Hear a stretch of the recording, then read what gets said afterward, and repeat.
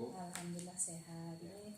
Ini mohon waktunya sebentar Pak, jika ada kelengkapan tugas yang memang harus dipenuhi tentang demonstrasi kontekstual pada modul 3.1, yaitu tentang pengambilan keputusan dari pimpinan. Jadi mohon waktunya sebentar ya Pak ya. Oke, siap, silakan. Apa yang ditanyakan, mudah-mudahan saya bisa untuk menjawab untuk keberhasilannya. Monggo. Nah, ada beberapa pertanyaan yang ingin saya sampaikan di situ. Yang pertama, selama ini bagaimana Bapak mengidentifikasi kasus-kasus yang merupakan dilema etika atau bujukan moral yang ada di sekolah? Ya. Yang kita alami atau yang saya alami selaku pimpinan sekolah itu kita mendapatkan informasi terlebih dahulu dari tim, baik itu dari guru yang piket atau guru kelas atau guru yang mengajar ataupun dari guru BK. Nah, mereka itu menyampaikan kepada tim sekolah atau tim manajemen sekolah. Nah, dari situ mereka nanti penanganan masalah di sekolah itu ya artinya sehingga bisa mengarah kemana permasalahan itu, dari tim bisa menyimpulkan dan bisa melaporkan kepada pihak sekolah. Jadi sumbernya dari sana dulu gitu ya. Untuk biar bisa dipetakan dulu gitu, mengelompokkan atau berarti katakan kategori mana sih itu supaya kita bisa mengambil suatu kesimpulan tadi. Iya Pak. Kemudian selama ini bagaimana Bapak menjalankan keputusan pengambilan di sekolah itu, terutama untuk kasus-kasus di mana ada dua kepentingan yang sama-sama benar atau sama-sama mengandung nilai kebajikan? Oh gitu ya. Kalau kita itu tetap merujuk ke aturan sekolahnya. Aturan sekolah ini yang tertuang di tata tertib itu tetap kita pegang. Nah, kemudian permasalahan itu nanti baik itu untuk mengimbangi permasalahan itu ya, artinya kita lihat dulu latar belakangnya.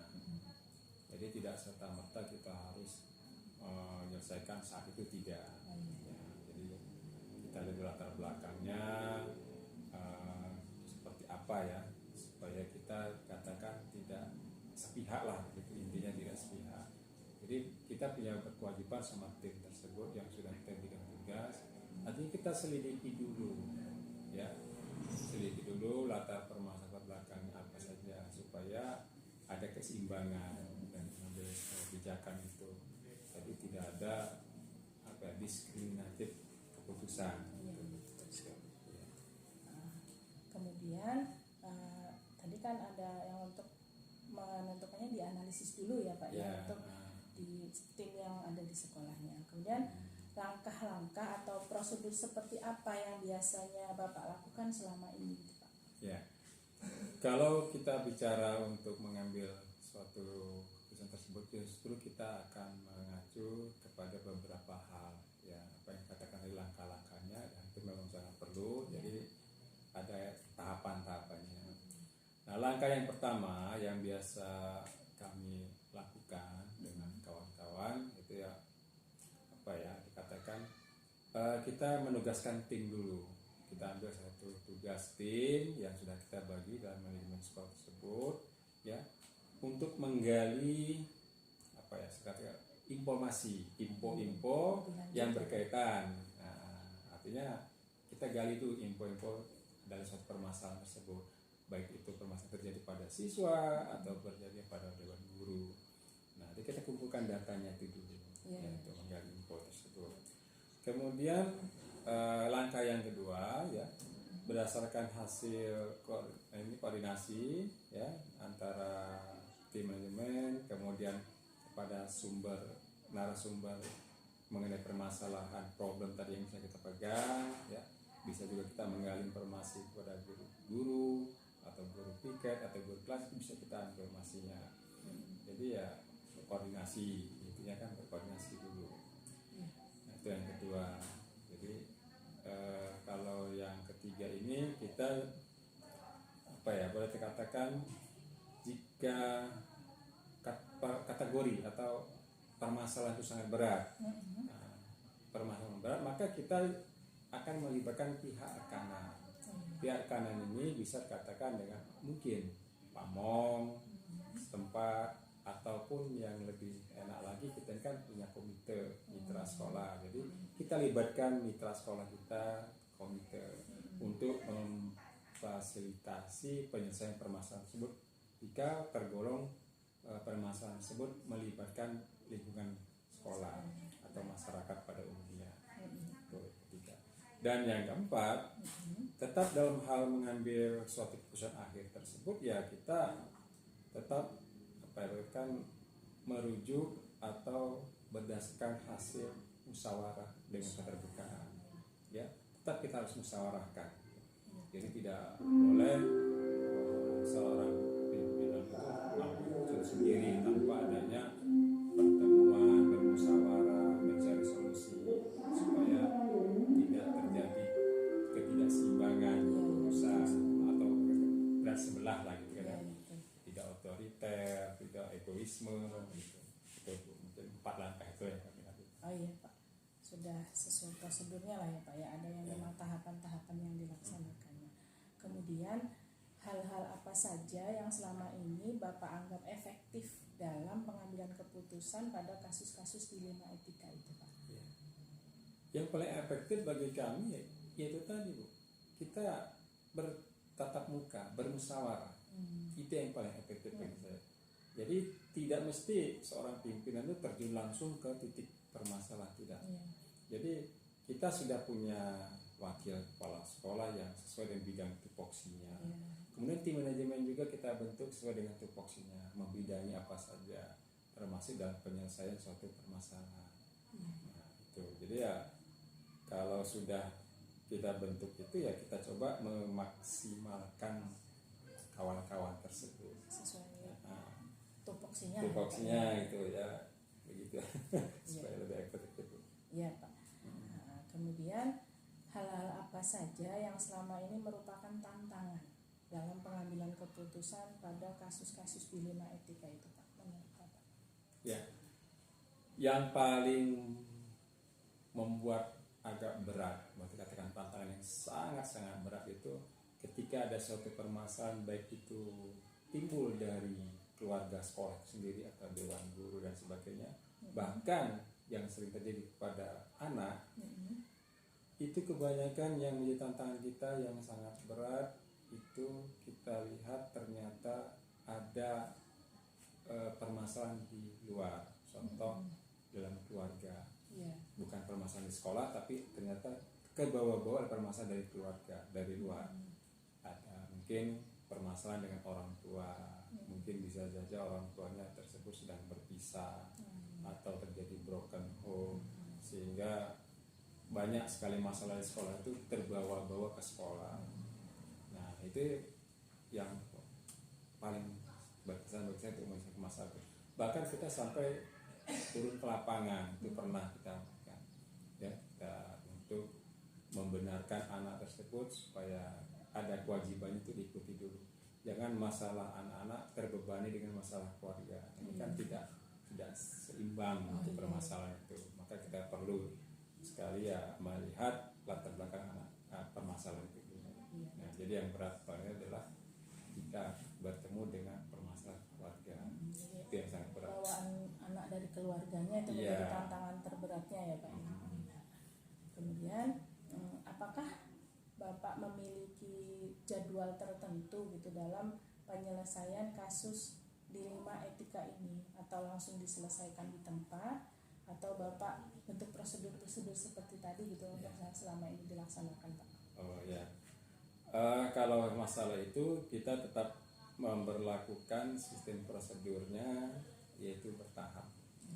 Jadi ada jenjangannya, tahapannya itu begini maksud saya. Jika suatu permasalahan kita selesaikan, tidak langsung itu waktu itu kita putuskan. Contoh kecil begini, umpama kita memberikan suatu kebijakan yang harus ditaati oleh siswa atau guru, tetapi kita beri pula mereka kesempatan untuk memperbaiki. Jadi tidak langsung kita putuskan, tidak. Jadi kita beri jeda, ada jeda waktunya ya untuk tahapan ya untuk pemulihan. Sama kita kalau sakit, Kalau sakit kan kita kadang-kala kita untuk sakit tersebut kan berarti kan toksinnya sedang bekerja dalam pengobatan. Berarti kan ada jeda untuk proses penyembuhan. Nah, begitu juga dengan kasus atau permasalahan, kita beri kesempatan mereka untuk memperbaiki. Itu ada prosedurnya yang jelas ya Pak ya. Tadi ya prosedurnya sesuai dengan tahapan-tahapan tadi yang sudah Bapak jelaskan. Kemudian pertanyaan selanjutnya, selama ini gitu, adakah seseorang atau faktor-faktor apa saja yang selama ini membantu dan mempermudah Bapak dalam pengambilan kasus-kasus dilema etika yang terjadi di sekolah? Oh iya, itu sangat membantu. Ada. Jadi suatu pekerjaan bagi kami ini memang harus ada yang membantu. Jadi ya kalau saya bekerja di sini, yang membantu saya terutama para wakil, kemudian ada bimbingan konseling, kemudian ada tim manajemen. Nah, mereka semua terlibat membantu saya. Itu sangat-sangat untuk meringankan saya dalam hal mengambil suatu keputusan. Artinya pertimbangan-pertimbangan yang mereka sarankan kepada saya dan saya minta saran kepada mereka. Nah, itulah mereka kan sebagai penasihat pimpinan. Masukannya yang bagus ya kita telaah, nyata yang harus kita terapkan, ya ini yang kita keputusannya. Gitu. Terakhir ini Pak, ya. Dari semua yang disampaikan Bapak tadi, pembelajaran apa yang dapat Bapak petik dari pengalaman Bapak selama menjadi kepala sekolah ini dalam pengambilan keputusan yang dilema etika itu Pak? Intinya pembelajarannya adalah keputusan itu akan berlaku jika kita hasilkan dari bermusyawarah, dan akan terkuat, akan meningkat karena itu ada merupakan keputusan bersama. Jadi intinya semua permasalahan itu akan lebih bagus kalau kita bertemu keseluruhan pemangku kepentingan ada semua di situ, kita musyawarahkan, baru kita bisa mengambil suatu kesimpulan dan keputusan. Keputusan bersamanya lah ya Pak. Ya, gitu. Stakeholder yang memang mumpuni di bidangnya itu dirembuk untuk menyelesaikan permasalahan dilema etika yang ada di sekolah. Iya, betul. Sesuai dengan saya kalimat tadi kan dari awal, bahwa pemimpin itu tidak bisa mempunyai sifat yang terlalu ego, itu tidak boleh. Otoritas juga tidak, otoriter ya, itu juga tidak boleh. Atau kalau bahas dalam peribahasa itu mengeluarkan kerisnya. Nah, kalau begini, ini saya, itu tidak boleh. Iya Pak. Jadi alhamdulillah sudah terselesaikan semua jawaban pertanyaan ini dan sudah mendapatkan gambaran tentang pengambilan keputusan yang ada di sekolah terkait kepemimpinan Bapak di sekolah, yaitu di SMA Negeri 1 Gunung Alif. Terima kasih banyak Pak atas waktunya. Oh ya, sama-sama. Yang jelas pesan saya kepada Ibu, suatu kepemimpinan itu setiap saat akan bergulir, akan berganti, akan ada masanya untuk berarti kan regenerasi ya. Nah, jadi Ibu mungkin bisa membandingkan dalam hal pengambilan keputusan. Jadi bisa belajar di dalam hal manajemen, pertama manajemen untuk kepentingan kemajuan dan manajemen tentang resiko. Nah, itu silahkan dipelajari untuk tambah. Yang jelas saya juga ya mau mengucapkan terima kasih, mungkin kritik saran seperti tadi itu ya, untuk memacu kita semua. Terima kasih atas pertanyaannya, mudah-mudahan apa yang saya jawab tadi ya berguna dan bermanfaat bagi kita semua. Saya selalu ya. Sekali Pak, namanya untuk belajar kepemimpinan ini Pak. Ya. Jadi belajar sama gurunya gitu ya Pak. Ya, monggo. Ya udah, terima kasih banyak Pak atas waktunya ini. Saya mohon pamit ini. Assalamualaikum warahmatullahi wabarakatuh.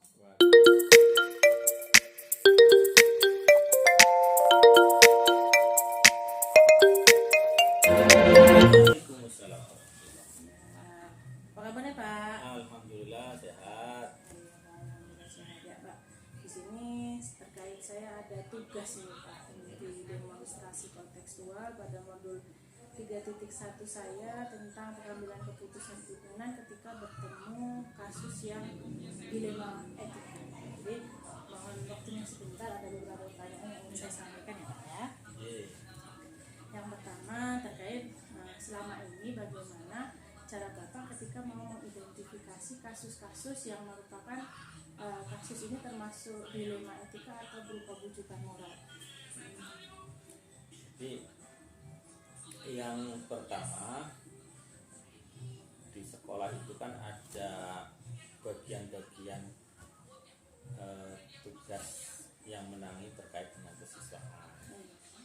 Maka secara rutin kala saya meminta data laporan dari wakakesiswaan.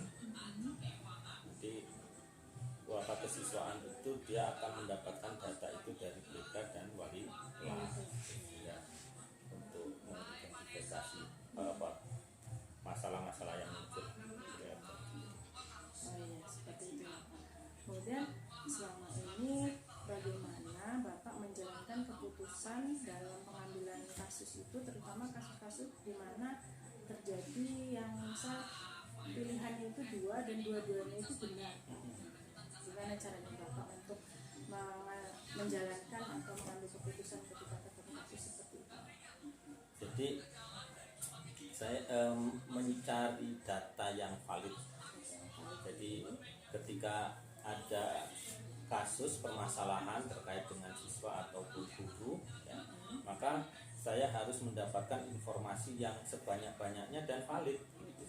Sehingga dari data-data itulah yang kemudian kalau itu melibatkan dua pihak, maka saya juga akan minta keterangan penjelasan dari pihak terkait gitu. Sehingga permasalahannya apa, sehingga harapannya kan ada solusi yang ya win-win solution lah, yang artinya yang bisa memberi dampak positif kedua belah pihak. Tidak merugikan salah satu pihaknya lah. Itu. Kemudian langkah-langkah atau prosedur seperti apa yang biasanya Bapak lakukan selama ini dalam menemui permasalahan tersebut? Yang pertama, yang saya hubungi bidang kesiswaan BK. Nah, jadi saya akan meminta masukan, informasi atau pendapat dari dua pihak ini, Wakasis dan BK. Kalau kemudian dirasa masih kurang, maka akan berhubungan dengan guru atau wali kelas yang memang dia lebih paham terkait dengan kasus ini atau kenakalan siswa dan sebagainya. Klarifikasi dari pihak-pihak terkait Ya. lebih lanjut ya Pak ya. Nah, kemudian hal-hal apa saja yang selama ini Bapak anggap efektif dalam pengambilan keputusan pada kasus-kasus dilema etika? Sebenarnya soal komunikasi. Jadi ketika ada masalah, kemudian kita hanya mendengarkan dari satu pihak, kemudian pihak yang lain tidak, ya, maka itu akan muncul masalah. Maka ketika ada kasus-kasus ini, saya mencoba untuk menjalin komunikasi dengan beberapa orang atau beberapa pihak, termasuk nanti kepada pihak yang punya masalah itu. Jadi ketika bisa diajak bicara, komunikasi dari hati ke hati, maka mudah-mudahan ini bisa selesai. Dan di beberapa kasus pernah terjadi seperti itu. Jadi kesalahpahaman lebih baik gitu ya, supaya lebih klik lah bahasanya. Kemudian hal-hal apa saja yang selama ini merupakan menjadi tantangan Bapak dalam pengambilan keputusan kasus-kasus tersebut? biasanya ada pihak yang merasa benar sendiri Oh, iya. dan dia tidak mau memaafkan gitu. Ketika dia merasa benar dan tidak memaafkan, sehingga seolah-olah ketika yang saya lakukan benar, ya udah orang lain yang disalahkan dan yang dihukum orang lain. Itu menghadapi orang-orang yang punya karakter seperti itu susah. Jadi tidak tantangannya ya, Pak. Kemudian apakah Bapak memiliki jadwal tertentu dalam menyelesaikan kasus dilema etika itu, atau langsung diselesaikan di tempat saat kejadian itu? Kalau itu tergantung besar kecilnya kasus ya. Kalau kasus-kasus kecil ya yang itu hanya soal ya miskomunikasi dan lain sebagainya, maka bisa diselesaikan hari itu juga kalau memang pihak-pihak yang terkait itu ada saat itu. Tapi kalau kemudian melibatkan pihak luar, maka biasanya ada waktu-waktu tersendiri sehingga supaya semua pihak itu bisa ketemu, karena intinya itu ya Pak, pertemuan pihak-pihak itu. Jadi tergantung besar kecilnya permasalahannya kan, supaya selesai bisa dalam satu waktu ya diselesaikan, tapi ketika ada proses lanjutannya berarti dijadwalkan dengan prosedur tertentu. Kemudian adakah seseorang atau faktor-faktor yang selama ini mempermudah atau membantu Bapak dalam menyelesaikan atau pengambilan keputusan untuk kasus dilema etika itu? Oh, ada. Kalau di sekolah itu ada, terutama kesiswaan BK dan wali kelas. Itu yang sangat berperan karena mereka itulah yang secara rutin mungkin setiap hari dia akan berinteraksi dengan anak ya. Terus juga ada guru piket kalau di keseharian. Kalau misalnya pihak atasan dari sekolahannya gitu biasanya serta membantu juga nggak? Ya, karena kalau kita kan masalah ini kalau bisa ya hanya internal kita, gitu. nggak sampai keluar. Sehingga kalau bisa diselesaikan internal ya udah kita, dan selama ini terbukti seperti itu. Kemudian yang terakhir Pak, dari semua hal yang telah disampaikan tadi, pembelajaran apa yang dapat Bapak petik dari pengalaman Bapak mengambil keputusan dilema etika? Jadi memang di sebuah lembaga pendidikan harus dari awal, dari dini itu dikenalkan nilai-nilai positif, norma agama lah terutama. Jadi penanaman moral, nilai-nilai itu, nilai-nilai akhlak terutama itu harus dari awal ditanamkan kepada siswa dan guru, karena setiap lembaga itu punya kultur yang berbeda-beda. Sehingga harapannya ketika nilai-nilai positif, akhlak dari awal itu sudah ditanamkan, dikenalkan dengan kultur yang ada, mudah-mudahan ya hal-hal kasus-kasus itu bisa diantisipasi dari awal, sehingga nanti antar sesama anggota di lembaga ini ya ada rasa saling pengertiannya, hormat menghormati, santun, sopan kepada yang tua maupun yang muda, seperti nilai-nilai akhlak. Ya, alhamdulillah. Terima kasih sekali Pak atas waktunya yang sudah bersedia bertanya jawab dengan saya terkait pengambilan keputusan ketika menemui kasus dilema etika di sekolah yang berbeda. Saya akhiri, wassalamualaikum warahmatullahi wabarakatuh.